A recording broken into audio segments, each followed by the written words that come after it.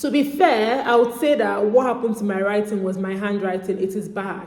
In my mother's voice, all the very bad. All the very, very bad. My writing is so bad. It's aesthetically pleasing. It looks very good, but you can't see it. Even me as the owner of the handwriting, sometimes I am, trying to look into the... Hi guys, welcome back to my YouTube channel. My name is Giftogu. I'm a Nigerian YouTuber living in England, Alberta, Canada. And if this is your first time watching any of my videos, don't forget to hit the subscribe button below. I know we've gone from Nigerian YouTuber living in Lagos, Nigeria, to Nigerian YouTuber living in England, United Kingdom, to Nigerian YouTuber now living in Alberta, Canada. It's been moving from one continent to another. It's giving lack of contentment, but whatever, we'll all be fine. Anyway, I recently moved to Alberta, Canada from England, United Kingdom as a permanent resident. And if you're coming across my channel for the first time, my name is Giftogu. I make videos about lifestyle, travel, freelancing, and career. I'm very passionate about people excelling in their career, especially young people and women. But that does not mean that if you're not a young person and if you're not a woman, you're not welcome here, because you are most definitely welcome. In today's video anyway, I'm going to be talking about something very important, IELTS.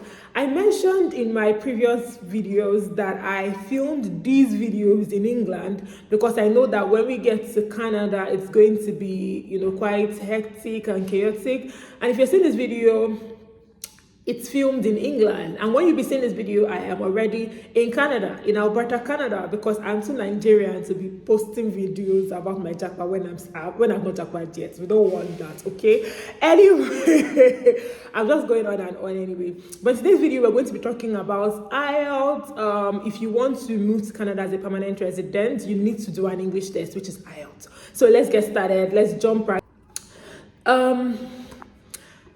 IELTS means International English Language Testing System. It's an English test that you take when you want to move abroad, when you want to relocate. There are several English tests that you can take if you want to move to Canada as a permanent resident. There's the IELTS, there's the CELP, which is the Canadian English test, and there is also the PTE.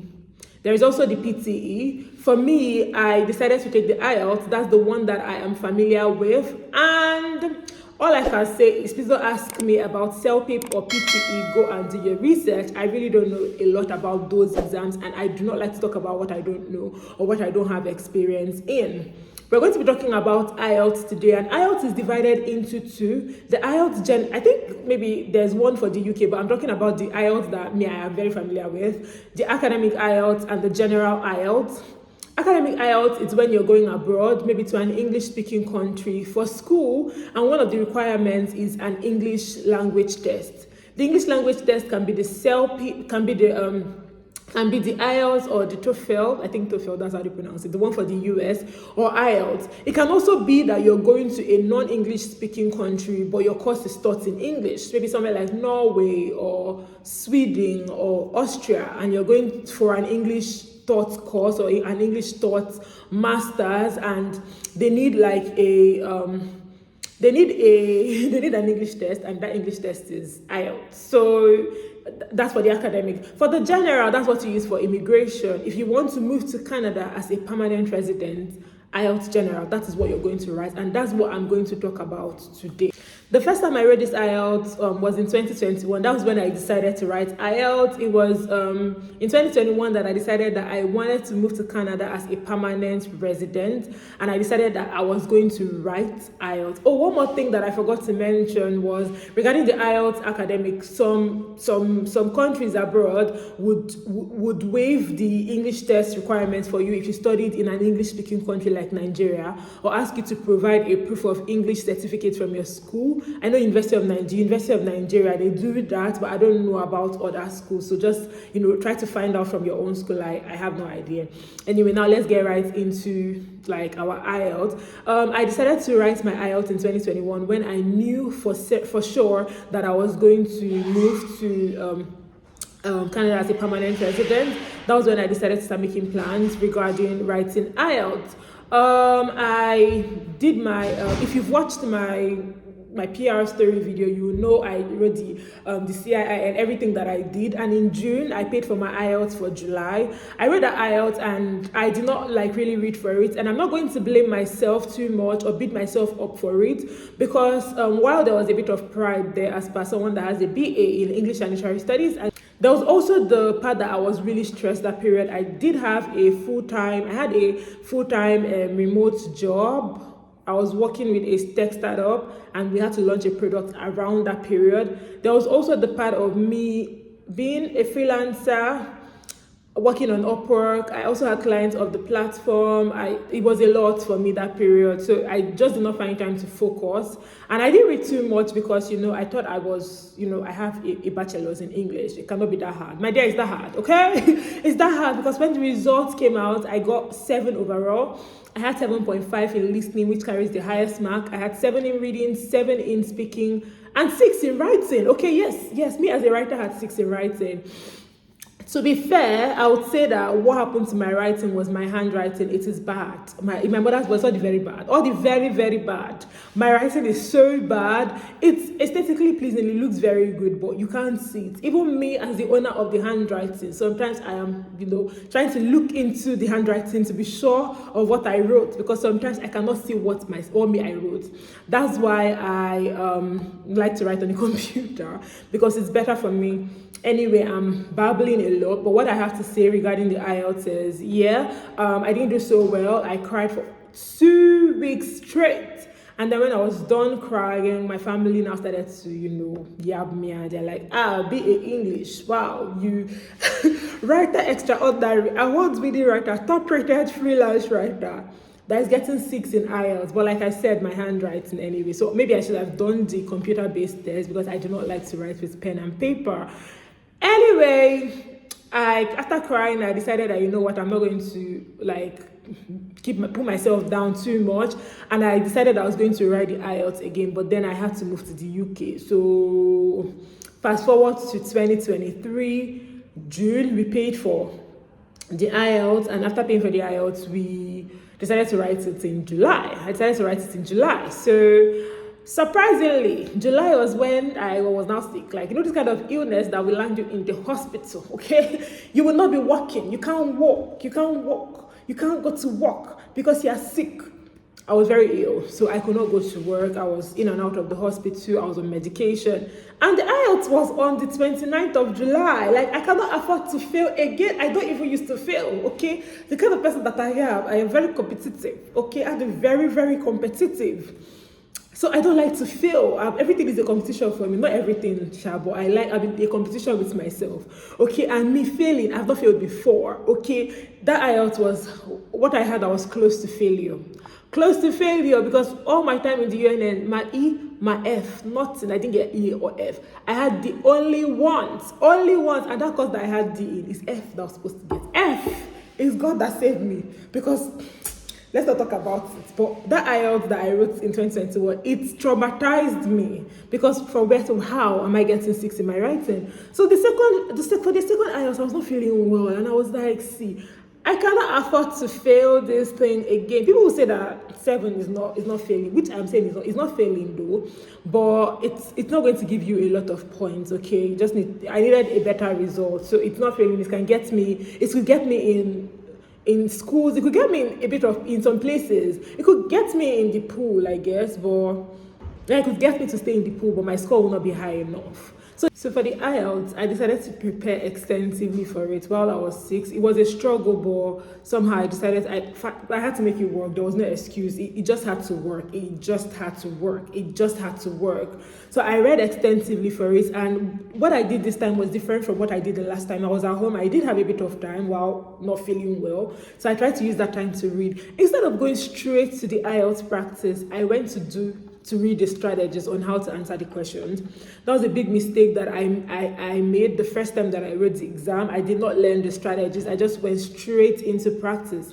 This time I learned the strategies, and the strategies that made me get 9 in listening. 9 is the highest score in the IELTS listening. Are the strategies that I'm going to share with you in case you're writing IELTS, so that you know what to do. And the first thing that I would say is study the strategies before you go straight into answering the questions or doing the practice questions. With the strategies, you know the kind of questions that you're expected to see, you know what to expect, you understand time management, you just understand the questions generally and know what to do regarding answering them and answering them adequately.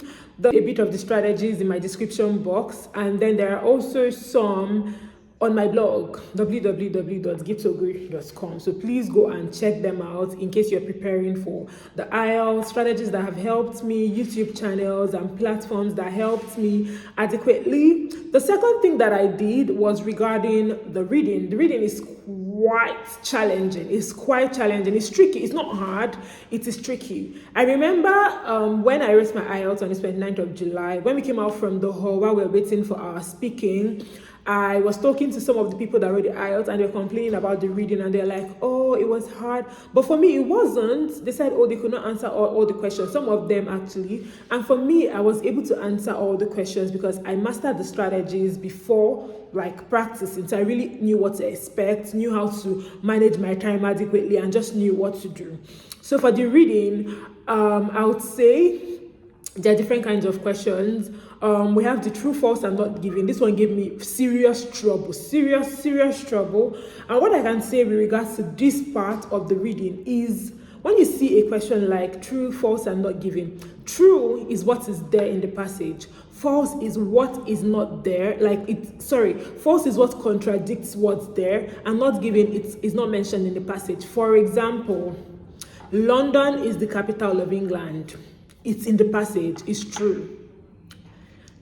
Scotland is the capital of England. When the passage says that London is the capital of England, if you see a question that says Scotland is the capital of England, the answer is false because the passage mentions that London is the capital of England. True. Now, for not giving, if you're asked the capital of England or something like that, and it was not given in the passage that London is the capital of England, whether you know it or not, whether you know that London is the capital of England or not, as far as that thing that they're asking you for is not in the passage, it is not given. Don't go and say true. Don't go and say false. In fact, if the passage does not say anything about any capital, and then the question is asking you, is London the capital of England or London is the capital of England, when it was not mentioned in the passage, the answer is not given because it was not given. What you will not do in your reading is to use the knowledge that you already know to write it. You will fail. So, like I said, let me explain it again. True is when it is in the passage. The passage says that Gift Wogu is a girl. That's what the passage says. It is true. If the passage says Gift Wogu is a girl, and the question is asking, I don't know why I said and like a teacher. I'm not even a good teacher. And the question is asking you, is Gift Wogu is a boy? Or the question is saying something like Gift is a boy. Because it's not in the passage that Gift is a girl or Gift is a boy or whatever. If it is in the passage that Gift is a girl, and the question is saying Gift is a boy, the answer is false. Because the passage already mentions that Gift is a girl, and Gift is a boy directly contradicts Gift being a girl. Do you understand? Now, if the passage did not mention anything about Gift's gender, and then you know that Gift is a girl, but the passage did not mention it, and then in the question they're asking you something about Gift's gender, that Gift is a girl, when the passage did not say anything about it, don't use the knowledge that you know about Gift's gender to answer it. You will fail. The answer is not given. So it's quite technical and quite tricky, and it took a while for me to understand it, but I'm going to say it again. True is what is in the passage. So for instance, I'm going to say it again, like for the last time, so that you guys can understand me. This is the third time that I'm explaining this true, false, and not given, because it's hard, okay? It's hard. It's quite tricky, not easy to understand. But the good thing is when you've mastered it, when you've understood it, you know that it's not as hard as it looks. I'm going to give you this last example. Abuja is the capital of Nigeria. You have a passage that is talking about the country Nigeria, and that passage mentioned explicitly that Abuja is the capital of Nigeria. And then you go to the question, and the question is saying Abuja is the capital of Nigeria. The answer is true.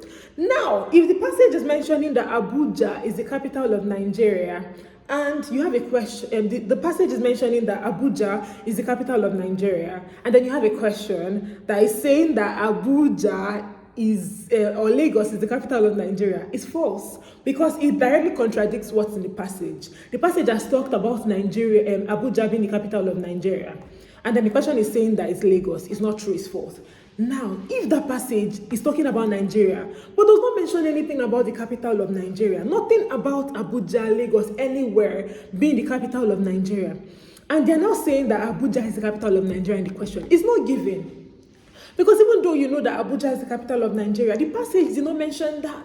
The passage did not mention anything about any capital. So the answer is false. The answer is not given. Sorry, it is always not given. When you do not find anything about that in the passage, do not use personal knowledge that you already have to answer the question. That's for the reading, the true, false, and not given. I hope you guys understand. One I'm going to talk about is the use of synonyms. Go and know your synonyms. Synonyms are words that have the same meaning, because you would see synonyms in your reading, you see synonyms in your listening. You need to go and understand your synonyms. It's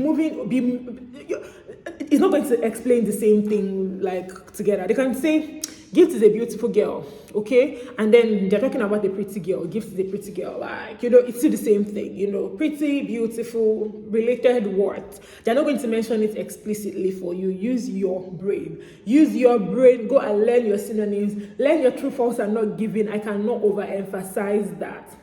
Another point that I'm going to give you guys regarding passing IELTS, especially about matching paragraphs, is to manage your time efficiently. What you will not do is to be reading the passage up and down. Like, I'm not saying don't read the passage, but what I did that helped me, because in my reading I had 8.5, and to max IELTS for PR, it is 8.5 in listening, and I had 9 in my listening, 8 in reading, and I had 8.5. So I actually maxed the 2 places that I overmaxed it. The 2 places that had the highest scores, I got more than was required.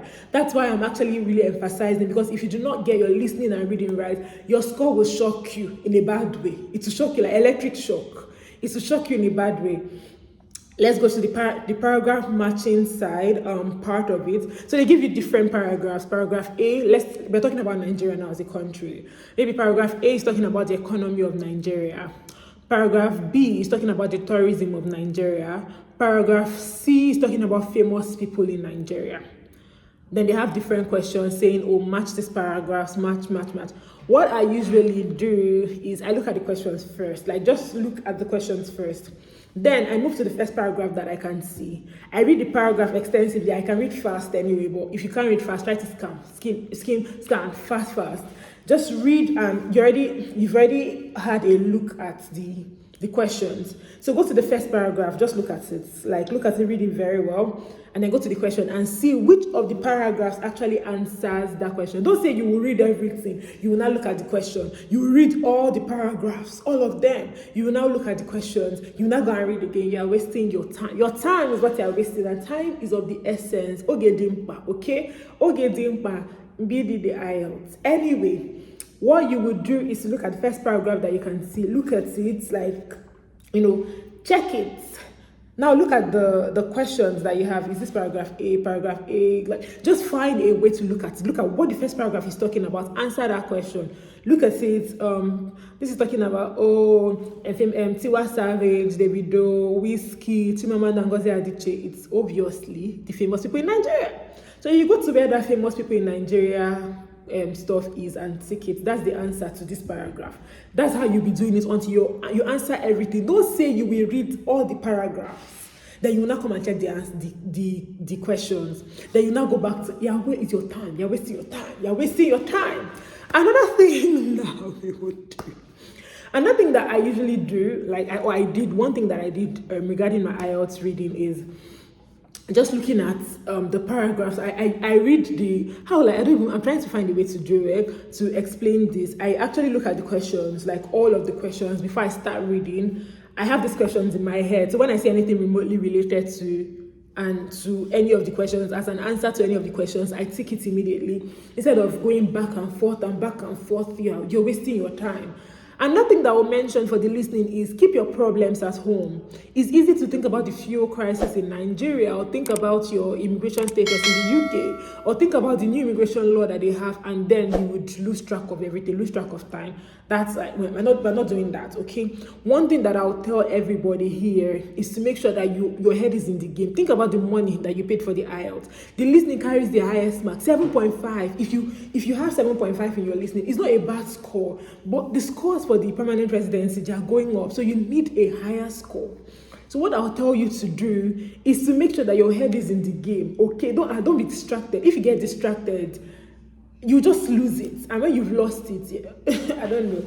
So make sure that you're not forgetting, you're not thinking of anything. Listen carefully. Listen for synonyms. Listen for synonyms, because they're not going to state everything explicitly. And remember, regarding the listening, they're not repeating the words 2 times. It's once, just once. They're saying these words once. So if you're not able to grab it, nobody's repeating. They're not repeating anything for you. The first part, they're quite the easiest part. So what you can do is to grab as many correct answers as you can in the beginning of your IELTS listening. Grab like first 1 to 10. Just make sure that you answer as much as. Then the last part, it's quite fast and harder. Take your time and listen to it. Be fast. Listen for antonyms. Listen. Read the questions very, very well. Read the questions before you even start answering it. It will help you to save you a lot of time. It will make sure that you don't miss anything. One shocking thing though for me was that when I was writing my listening, I missed 3 answers. But then because I learned the strategies, I saw that make sure you answer all the questions, like answer everything, even though you don't know it. And when it has to do with listening, have a look at your question paper. If you miss some answers, have a look at your question paper and answer what you think that might be the right answer. And where I lost it was in the maps section. There's a maps section in the IELTS listening that I'm not really good at. But then I was able to, even though I missed those 3 questions, I was able to look at that map and answer what I felt was the right answer. And it actually gave me a 9 in my IELTS listening. So that's the tip that I have for the listening. Make sure that you listen properly, your head in the game. Do not lose track, no lose guard, do not lose track at all. And make sure that make sure that even if you miss anything, you go back and like when they're done with the whole listening and saying everything that they're saying, you can go back and just answer what you think might be the right answer. Please, the first and second part, try your best to get it. Like, try your best to get the first and second part. It is too important. As much as you can, try your best to get the first part of the IELTS and second part of the IELTS. That's what I can say. Regarding IELTS writing, I don't even have a lot to say about that one because like I said, my handwriting, but what I can say is practice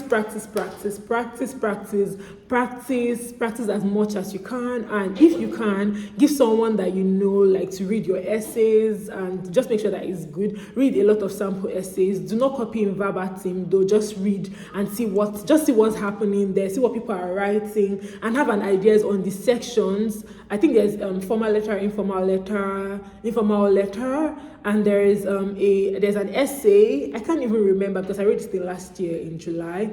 So it's a lot of parts. But what I would say is read.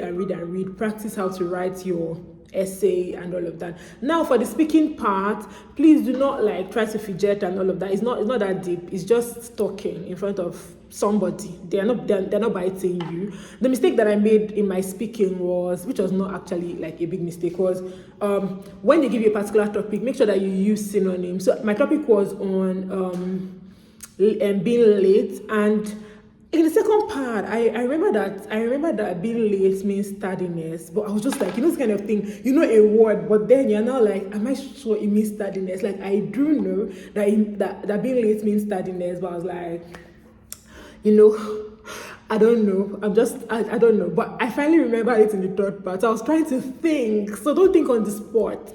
For the speaking, practice with your friends, your partner. Let them listen to you when you're answering some of the questions. And they'll tell you, my dear, I'm Siani now. Start again. Start from the beginning. Okay.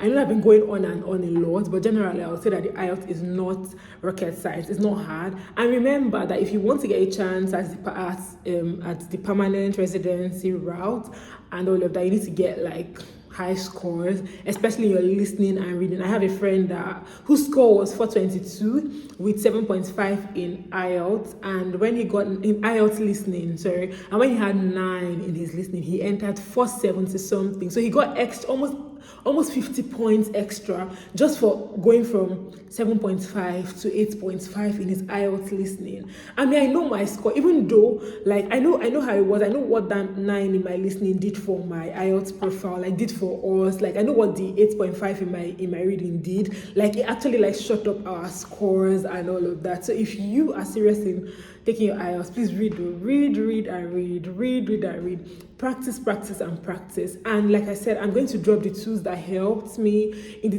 description box. And if you want to ask if you can be a permanent resident of Canada without IELTS, you can't. Sorry, you still write it. Okay, you can't run. You will write it. So you can write the IELTS, CELPIP, or PTE. But like I said, I am not very familiar with PTE and CELPIP. I just know about the IELTS, and that's what I wrote.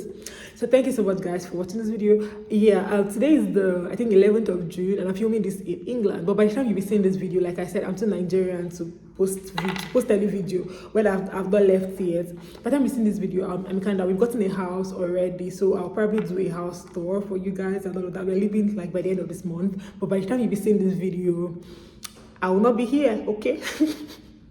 All right, thank you so much. And remember, you can read my blog if you don't like watching videos. I have like extensive posts in this regard, which will go up. They're already scheduled to go up in July, because by July I'll obviously not be here. Even by the end of June, I'll not be here again. But I'm really excited, and like the whole planning and prepping is going so well. House gotten, interviews lined up, and yeah, packing in full swing. So I'm really excited. I just wanted to film all of these videos. I think I filmed like 4 videos. I want to film all of these videos before leaving, just so that when I go there, I'll just be uploading it one after the other.